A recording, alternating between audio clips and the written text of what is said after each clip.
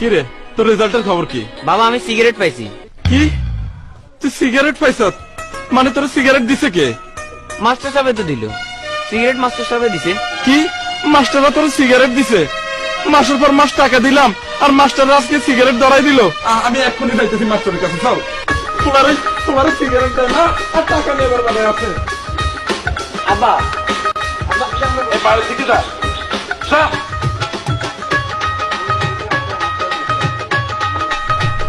আসসালামু আলাইকুম মাদুর সাহেব, কেমন আছেন?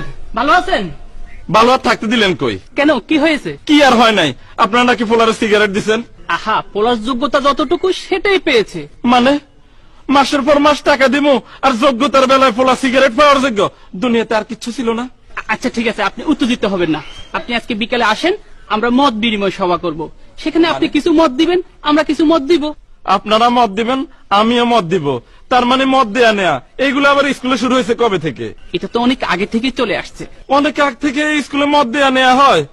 প্রিন্সিপাল সাহেব কোথায়? আমি প্রিন্সিপাল সাহেবের সাথে কথা কইমু। হ্যাঁ, উনি তো বিকেলে মত বিনিময় সময় থাকবেন। কি, এই মদ দেয়া নেয়ার মধ্যে প্রিন্সিপালও জড়িত?